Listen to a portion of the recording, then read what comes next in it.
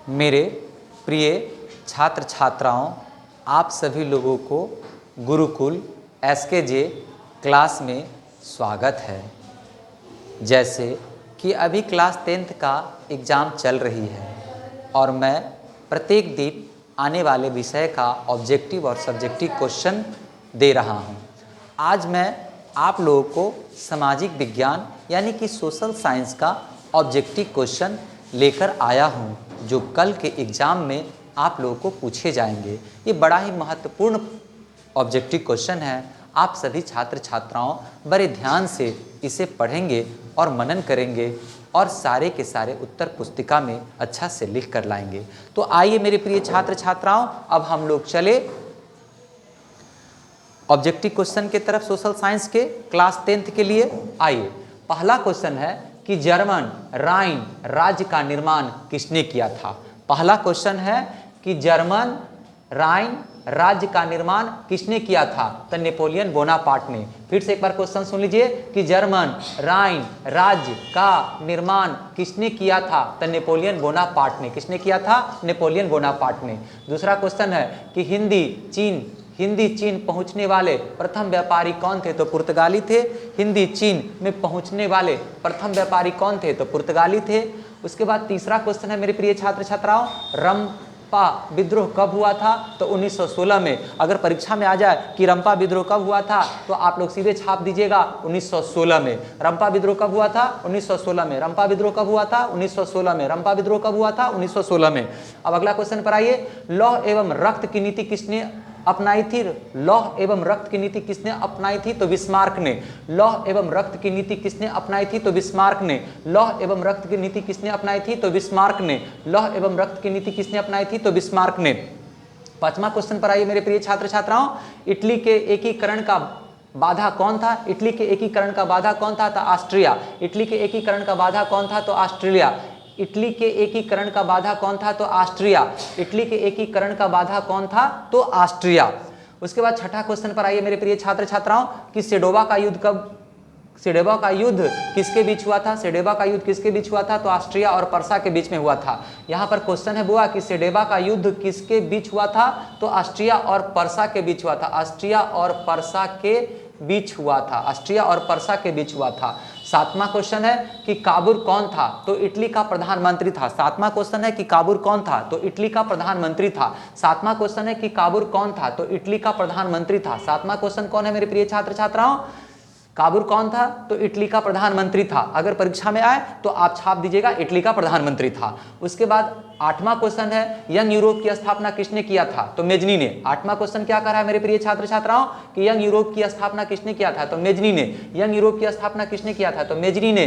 अगर परीक्षा में आ जाए कि यंग यूरोप की स्थापना किसने किया था, तो आप छाप दीजिएगा मेजनी ने। किसने किया था? मेजनी ने। किसने किया था? मेजनी ने। प्रेफेक्ट फट की संधि कब हुई थी, तो 1817 में। फ्री फैक्टर की संधि कब हुई थी, तो 1871 ईस्वी में। गैरिबाल्डी पेशे से क्या था, तो नाभिक था। अगर यह क्वेश्चन आए कि गैरिबाल्डी पेशे से क्या था, तो आप छाप दीजिएगा नाभिक था। गैरिबाल्डी पेशे से क्या था, तो नाभिक था। गैरिबाल्डी पेशे से क्या था, तो नाभिक था। गैरिबाल्डी पेशे से क्या था, तो नाभिक था। नाभिक का अर्थ होता है नाव चलाने वाला, नाव से पैसा कमाने वाला।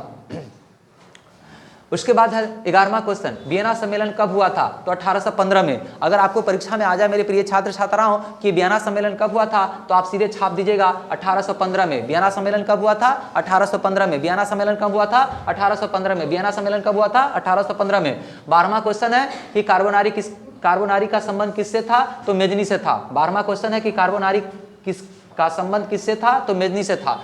12वां क्वेश्चन है कि कार्बोनारी का संबंध किस व्यक्ति से था, तो मेजनी से था। किस व्यक्ति से था, तो मेजनी से था। किस व्यक्ति से था, तो मेजनी से था।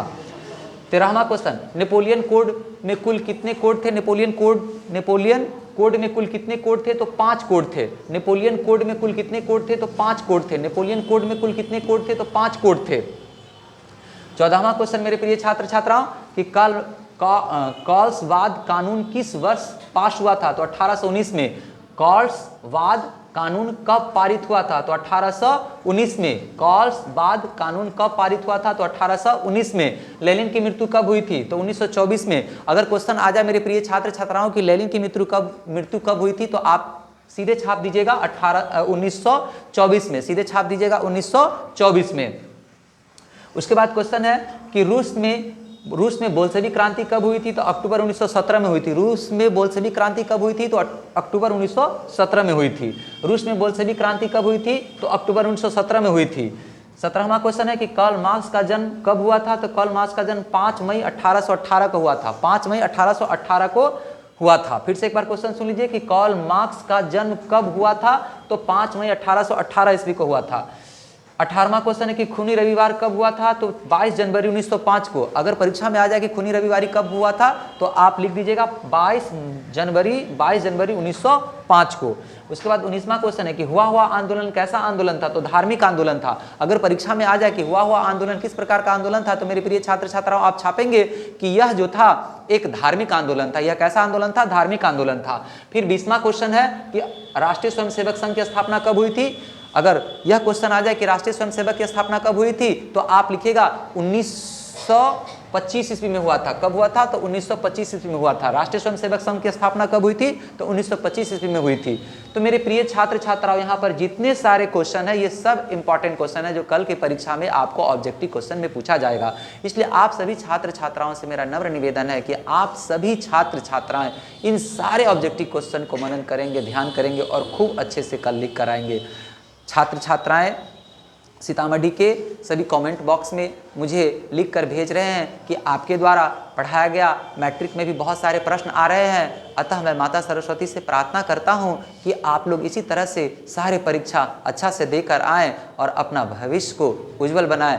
ऐसा मैं आप लोग को आशीर्वाद देता हूं और कल मैं पुनः क्लास 10th का नेक्स्ट विषय का ऑब्जेक्टिव सब्जेक्टिव दोनों प्रश्न लेकर आऊँगा। तब तक के लिए मैं आप सभी छात्र छात्राओं से विदा लेता हूँ और आप लोग को आशीर्वाद देता हूँ कि कल आप लोग की परीक्षा बहुत अच्छे तरीक़ों से जाए और आप हंसता हुआ मुस्कुराता हुआ चेहरा लेकर घर आएँ। यही मेरा आशीर्वाद है। धन्यवाद।